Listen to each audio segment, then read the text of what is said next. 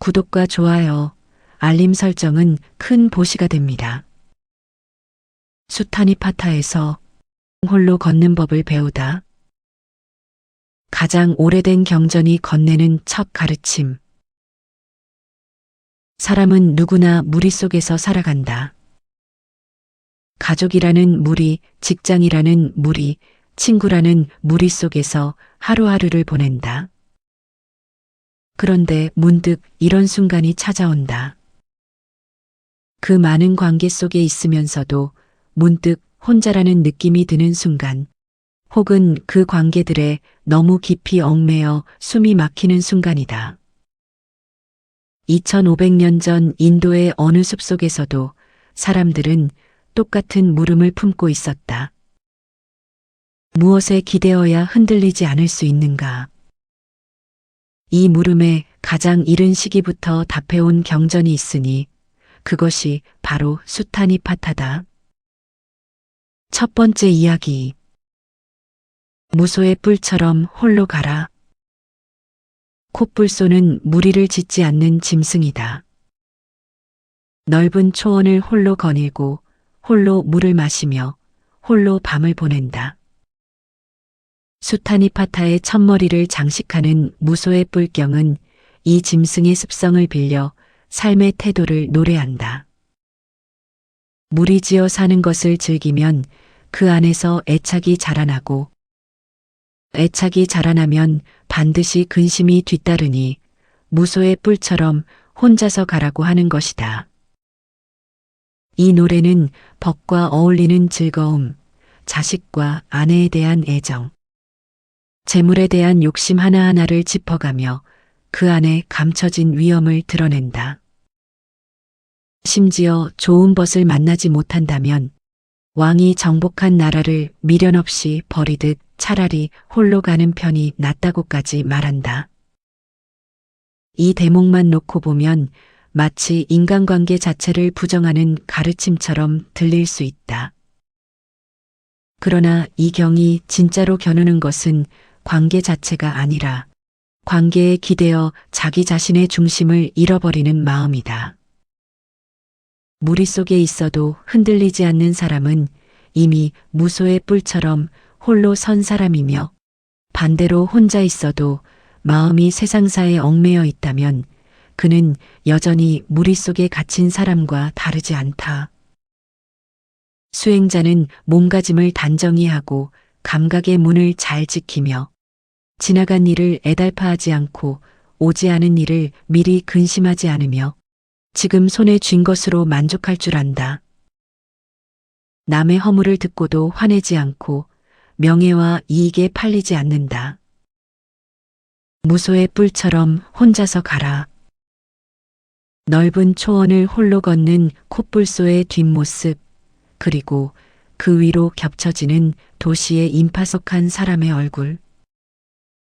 무리 속에 있으면서도 자기 걸음을 잃지 않는 표정과 홀로 있으면서도 온갖 생각에 붙들려 흔들리는 표정을 나란히 놓고 보면 이 경이 말하는 홀로 간다는 것은 물리적인 고립이 아니라 마음의 자립을 뜻한다는 것을 알 수 있다. 결국 무소의 뿔경이 그리는 것은 도피가 아니라 어디에 있든 흔들리지 않는 사람의 초상이다. 두 번째 이야기. 목동 다니아. 뱀의 품에는 다니아의 경이라는 흥미로운 문답이 실려 있다. 목동 다니아는 우기가 다가오자 이미 지붕을 새로 이고 불을 피워두었으며 아내는 정숙하고 가축들은 건강하다며 자신만만하게 노래한다. 이제 하늘이 비를 내리려면 얼마든지 내리라는 것이다. 이 노래에 부처님께서 답하신다. 나는 성냄을 이미 없앴고 마음은 고요하며 오늘 밤을 이곳에서 묵을 것이니 하늘이여 비를 내리려면 내리라고. 다니아는 지붕과 재산과 가족이라는 언젠가는 무너질 수 있는 것들에 기대어 안심하고 있다. 반면 부처님은 그 무엇에도 기대지 않는 마음의 고요함을 노래한다. 폭우가 쏟아지고 강물이 불어나는 그 밤. 결국 다니아는 자신의 안온함이 얼마나 위태로운 것이었는지를 깨닫고 아내와 함께 부처님께 귀해한다. 이 짧은 이야기는 무엇이 진정으로 무너지지 않는 안전인가를 생각해 보게 한다. 무엇을 지어야 진짜 지붕이 되는가 하는 물음이다. 세 번째 이야기. 스스로를 무너뜨리는 문. 한 천신이 부처님께 파멸하는 사람의 특징이 무엇이냐고 묻는 데서 이야기가 시작된다. 부처님은 하나하나 짚어 답하신다. 정법을 사랑하는 자는 향상하고 정법을 미워하는 자는 파멸한다. 나쁜 사람을 사랑하고 착한 사람을 미워하며 나쁜 사람의 뜻을 따르는 것은 파멸의 문이다. 잠자기를 좋아하고 무리짓기를 좋아하며 게으르고 성내기 잘하는 것도 파멸의 문이다. 재물이 있으면서도 늙은 부모를 봉양하지 않는 것 또한 파멸의 문이라 하신다. 네 번째 이야기. 받지 않은 선물은 누구의 것인가? 바람은 악고사 바라드와자라는 인물이 부처님을 찾아와 거친 말로 욕설을 퍼붓는다. 그런데 부처님은 화를 내는 대신 조용히 되물으신다. 그대의 집에 손님이 찾아와 음식을 대접했는데 손님이 받지 않는다면 그 음식은 결국 누구의 것이 되겠는가? 바라문이 마지못해 답한다. 그것은 다시 저의 것이 될 것입니다. 그러자 부처님이 말씀하신다. 나는 그대의 욕설을 받지 않았으니 그것은 고스란히 그대에게 돌아갈 것이라고. 이 짧은 문답은 분노와 모욕을 대하는 태도에 관한 가장 널리 알려진 불교적 비유 가운데 하나로 남았다.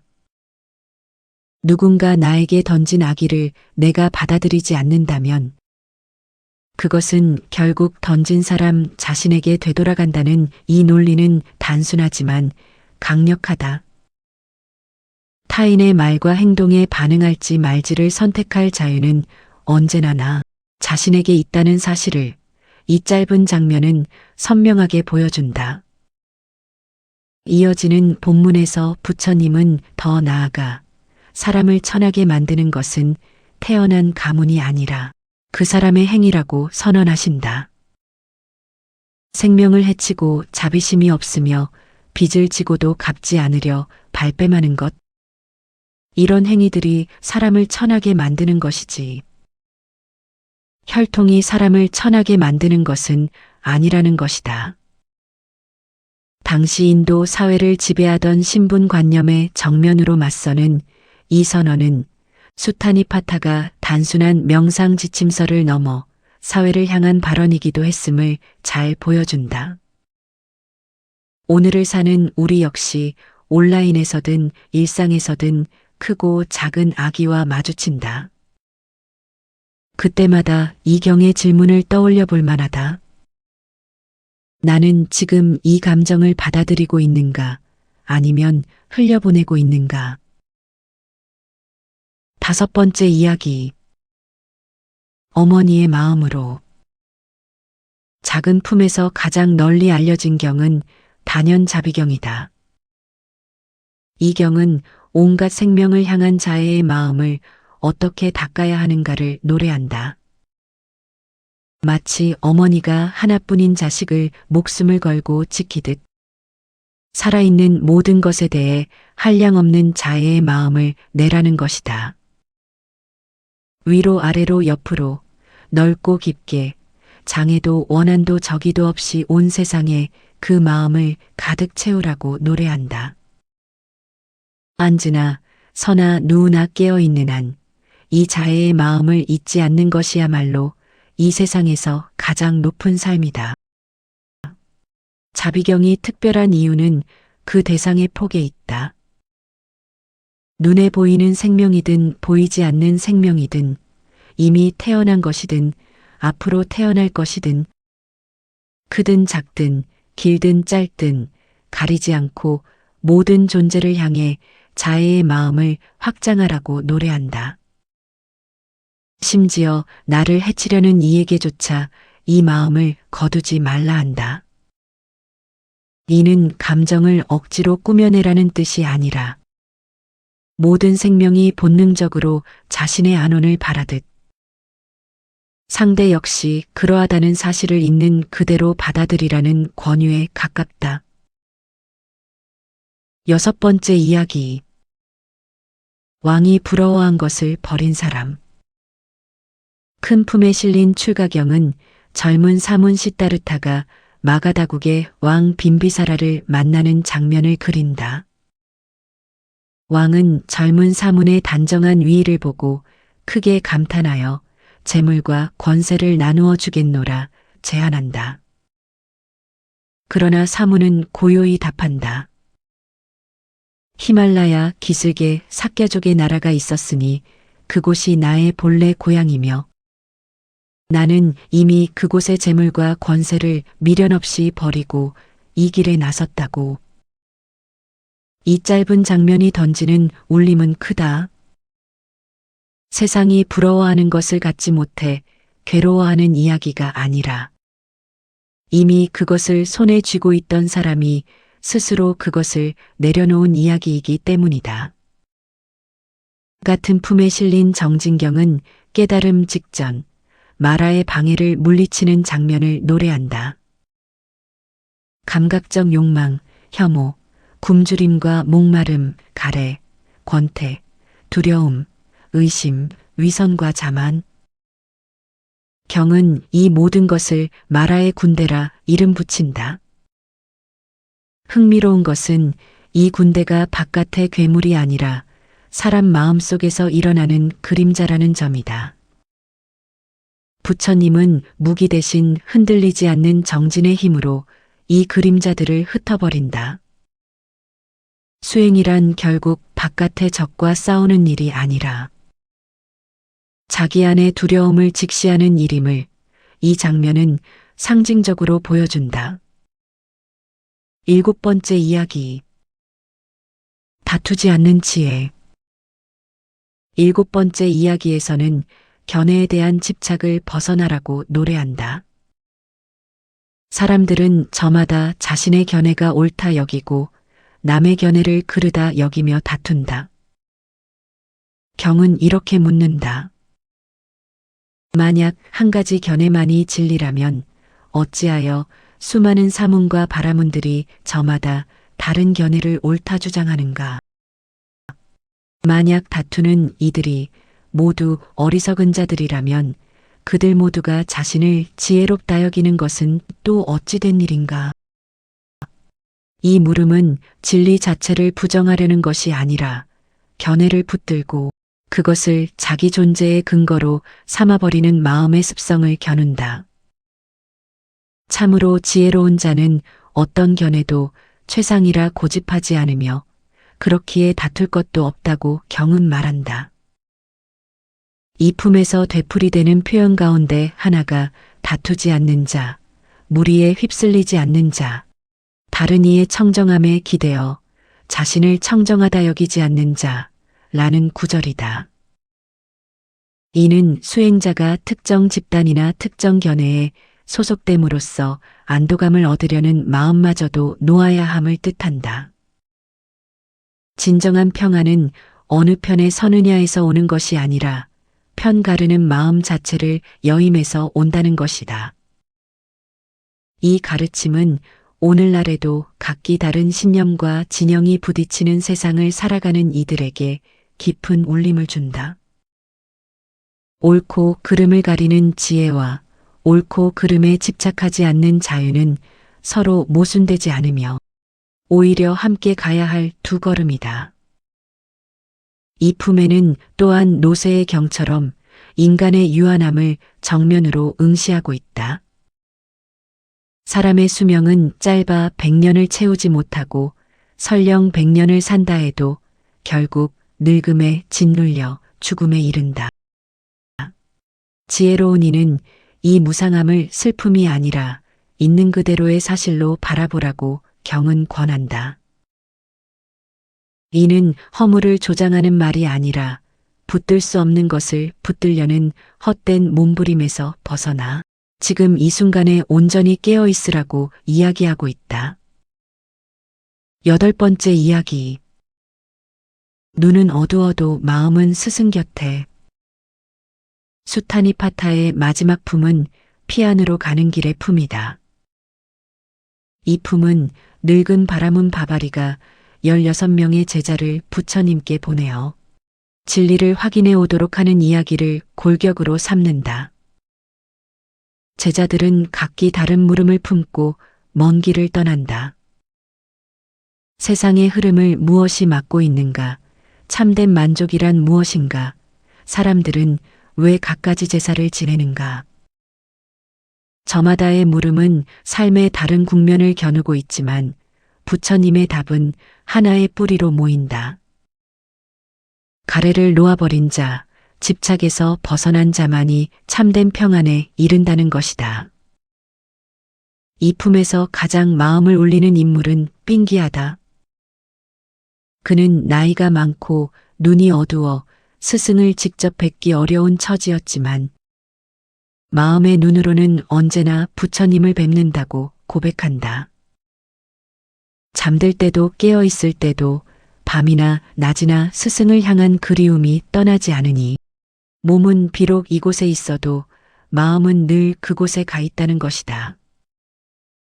16제자 가운데 오직 삥기야만은 스승에 대한 그리움이 너무 깊어 스스로 완전한 해탈에 이르지 못했다고 고백하는데 부처님은 이를 나무라지 않고 오히려 그 마음이 향하는 곳을 잘 살피라 이르신다.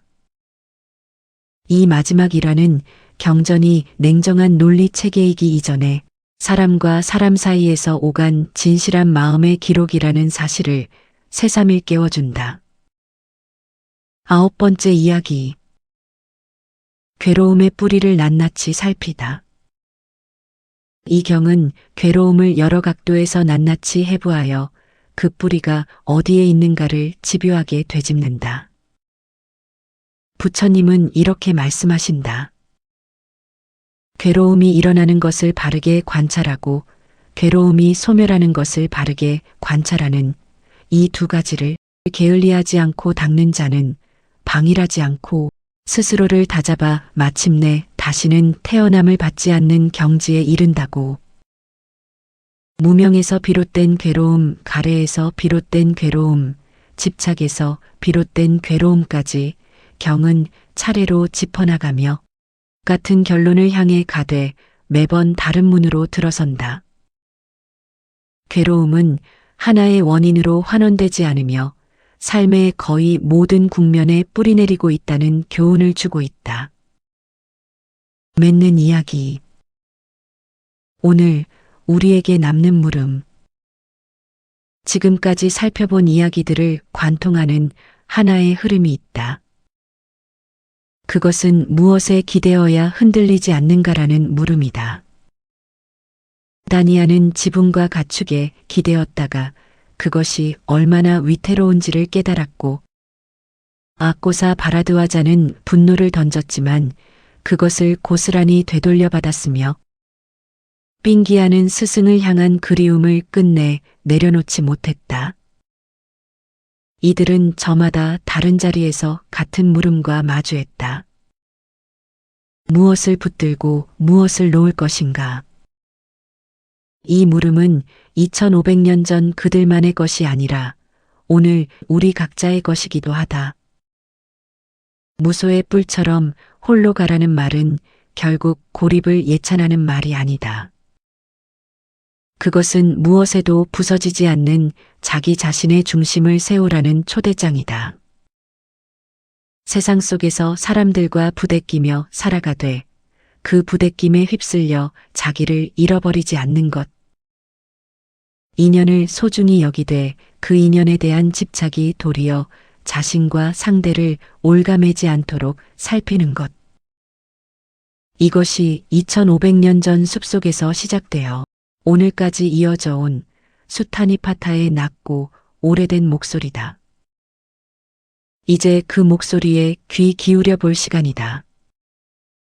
지금까지 소개한 9편의 이야기는 저마다 다른 인물과 다른 장면을 배경으로 삼고 있지만 결국 같은 자리로 수렴한다. 무엇을 붙들고 무엇을 놓을 것인가라는 물음이다. 이 물음에는 정해진 정답이 없다. 다만 매 순간 스스로에게 되물을 수 있을 뿐이다. 지금 나는 무엇에 기대어 안심하고 있는가? 그리고 그 기댐은 다니아의 지붕처럼 언젠가 무너질 수 있는 것은 아닌가? 이렇게 되묻는 습관 하나만으로도 우리는 이미 수타니파타가 가리키는 방향으로 한 걸음 나아간 셈이 된다. 오늘 하루 무언가에 지나치게 기대어 흔들리고 있지는 않은지 잠시 돌아보는 시간이 되었으면 한다. 붙들고 있던 것을 완전히 놓지는 못하더라도 그것을 붙들고 있다는 사실을 알아차리는 것만으로도 이미 절반은 자유로워진 것이다. 무소의 뿔처럼 홀로 걷는 그 걸음이 실은 세상과 등지는 걸음이 아니라 세상 속에서 흔들리지 않는 자기 자신을 찾아가는 걸음이라는 사실을 함께 느낄 수 있다면 이 영상은 제 몫을 다한 것이라 할 수 있을 것이다. 오래된 목소리는 지금도 여전히 우리의 답을 기다리고 있다.